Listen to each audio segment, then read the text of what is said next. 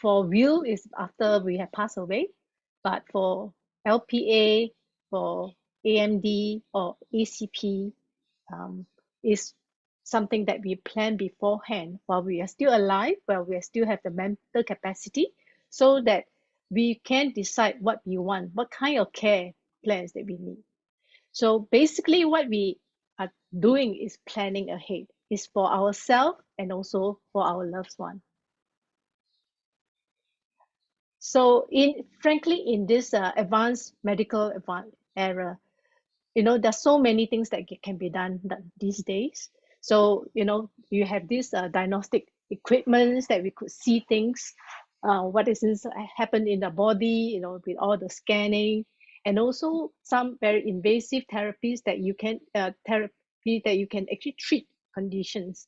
And strong antibiotic has become so much stronger that you can take a hold of many more other bacteria, and others like very advanced kind of surgery, robotic and keyhole surgeries. So and even we have device to take over the heart and lungs of function, which means if our heart or lung is not working, there is a machine that can help that happen. And not to mention about actually the transplant medicine. Okay, so there are so many things that is happening. So like let's say in 50 years ago, if somebody got cancer, probably nobody knows what happened until this person become very sick, become bloated, and then soon this person may pass away. But now we are in an era where a lot of things can be done, which is a good thing for us. But in a sense, people are living longer, but we are also living longer with more chronic conditions. Okay. So, in fact, a lot of elderlies, they will have easily like 4 or 5 medicine that I have that they need to do for their chronic illnesses. Okay, so in this modern this era, majority of the older people actually pass away in a hospital. Okay, so they may be like this person connected to various tubes and still taking a lot of medicine until the end of their life. Okay, so I'm going to just present my slides, and then if there's any question, you can put in a Q&A, and then yeah, we'll look at it at the end. Yeah. So there's a survey done by Lian Foundation in 2014 about the Singapore attitudes on the end of life. So actually 1,000 people took part in the survey to examine the attitude and also the percentage of death of palliative care. Yeah. So what they have done is like they have checked like how many people in general where do you wish to that you can pass away in. So actually 77% of Singaporean wish to die at home. Okay, so then the remaining 23%, they have no preference lah. It's not necessary to be at home. But in reality, only 27% of the death occur at home. Okay, only 27%, and then those who die in a hospital is 61%, and there are some 12% that is die in other places. Okay, so this is a survey done, and what about you? What's your mind? What's in your mind about this? So actually having the importance of ACP is most of us actually, we will die from a chronic and progressive, ultimately fatal illness. This is a fact. Okay. So, and when the time comes to make important end of life decision, about 50% of the patients are not capable of participating in this decision. So for example, now if I go to see a doctor say, I want to cut this out, I want to do this, I will tell doctor, no, let me think about it. I will decide later, because I have the mental capacity to think. But if let's say I'm very, very ill, and then I may not be able to tell the doctor what I want. Okay, so 50% of the patients are not capable of participating in this decision, although they may have it, but if they not inform anybody, nobody knows it. Okay, so when the healthcare professionals are uncertain about what decision to make, the default is actually to treat. Okay, that is for the doctors and nurses. And if the caregiver have not spoken to a patient about this end of life issues, then they cannot really predict what actually the patients want. Okay,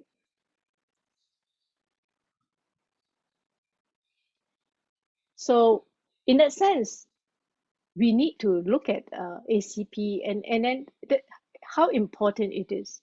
So I'm going to tell you a story about this. This is Chong Yao. Chong Yao, if for those who know Mandarin, you probably have read her book. She is a very famous, she's considered the romance queen.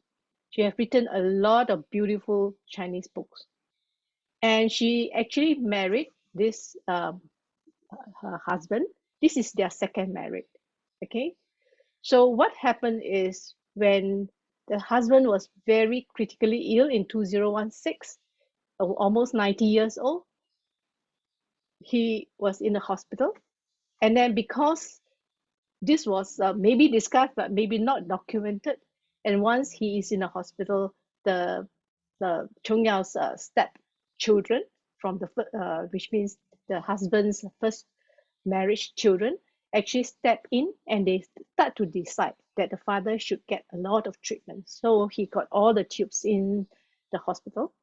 So that upset her a lot because she knows how much what the husband wants. But because there is nothing, no documentation, it becomes difficult and then it's like out of her hand. So I think I remember listening to one of her speech that she has got to say for the people, how uh, what she wants and actually what the husband wants. So unfortunately, the husband actually just end up having continued the treat until he passed on. Okay, so and we are talking about people who are really well informed, educated, right?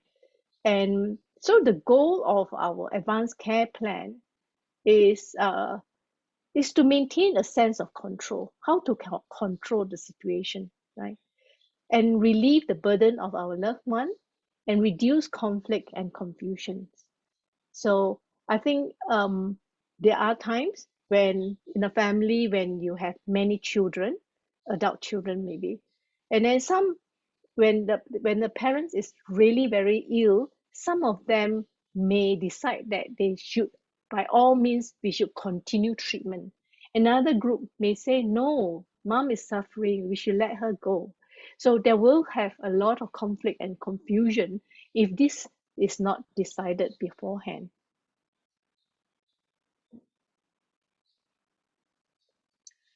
In that sense, if this is decided, and then we can strengthen the relationship of the loved ones, and also it's easier for patients and the healthcare teams to work together. But the most important one is the respect what the patient's wishes, not what the patient's children want or some the spouse want. Okay. So what is advanced care planning? So I just bring you to have some idea of what advanced care planning is about. So basically, we will have an ACP session that it will involve you, your loved one, and a facilitator. Okay. First thing is a facilitator will facilitate. It's a conversation to reflect on your values, your beliefs, the health conditions, and the quality of life. So the facilitator will take you through, and so you understand you better, about what is important for you. And then in that sense, the facilitator will also facilitate you to decide and formally document your healthcare preference. Okay, what is your preference? And what you do is also you will a nominate a healthcare spokesperson, and all this will be documented in this National Electronic Health Records, the NEHR.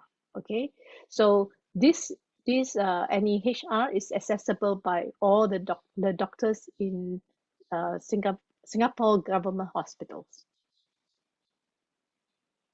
Okay, so the next step would be the NEHR will serve as a guide for your care preference and a wish with your family and also your doctor. Okay, so generally the process is this 4 step.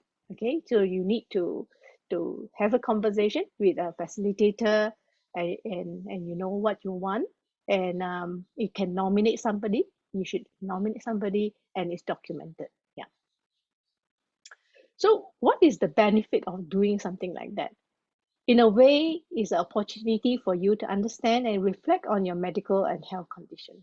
So sometimes we have certain fear, right? So sometimes I remember people who may, in that session on ACP, may worry about how things will be if, let's say, if I can no longer move, you know, uh, I, I'm not, I'm unconscious. So these are some concern, because some people may value the independence or the mobility very much, right? So in also it is an opportunity for you to make choices about your future healthcare preference, and also the important one is to appoint a nominated healthcare spokesperson. This nominated healthcare spokesperson, I will have another part that we talk about in details, but generally this is a person that can advocate for you when you can no longer speak for yourself.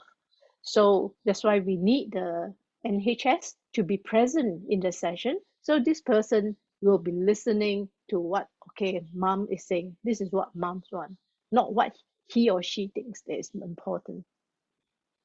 Okay, so the benefit is also to reduce your loved one's burden in decision making during the very difficult decision, right? The scenario of having uh, two groups of thinking whether to go on treating. Another one is to stop treating and let the person go, right? So it can cause a lot of tension in the family.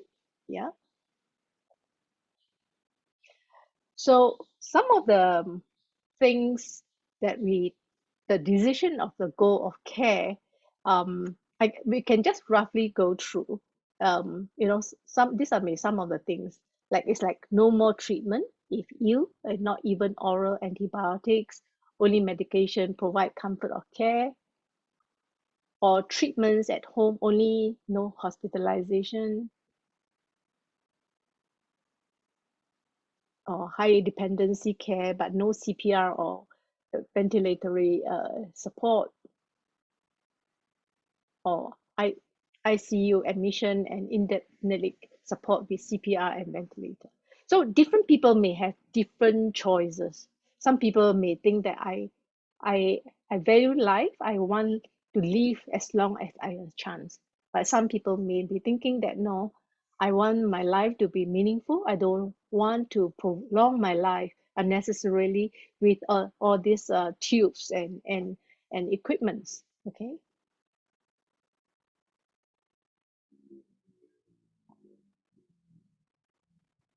Okay, so the nominated healthcare spokesperson generally should be, because this is an important part of ACP. So you are choosing somebody, and usually we will choose a person that is close to us to understand what's going on, and then also probably is some a family member. It can be our spouse, can be also our children, can be our siblings.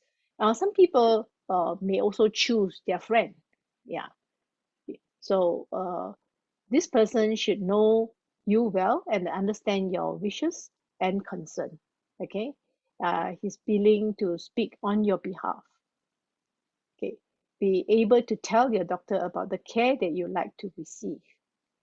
So and this person actually need to follow through with your care preference and not something that he thinks you should receive.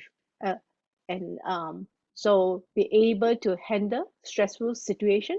So because in a very tense situation, this person may be under stress by other people around, but this the nominated healthcare spokesperson actually have the right to decide and advocate for you. But so you should choose somebody that is able to handle stressful situation.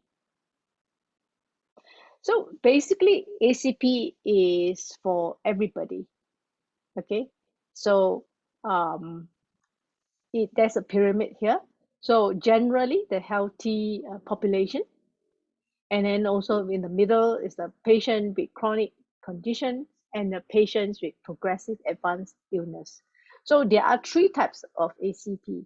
And for us in this talk, we generally talk about is for the general ACP, that is for the healthy people. So ACP is a conversation. It is not a legal document, unlike LPA or AMD. Okay, so if let's say after first conversation is documented and upload in this in the portal, but for some reason you have changed your mind, you can always just look for another facilitator to just do it again, and the latest one will override the first one. Okay, so so generally what we do in Brahm Centre, we do have we plan to have workshops in 2022 to have free ACP workshop, which means we will run through a workbook with you and your family members. So and the upcoming one is it will be in Sydney on the 2nd of March. So you can contact us, and also maybe you can write to info@Brahm as well. You can actually also book an ACP appointment with a Brahm Centre ACP Facilitator if you wish. So we do have basically the facilitator need to go for training, and we have some trained facilitators. So I'm one of them. So uh, you can write in to us, or you can even write to me directly, that we can arrange for you to meet one of our facilitators with your family. Okay.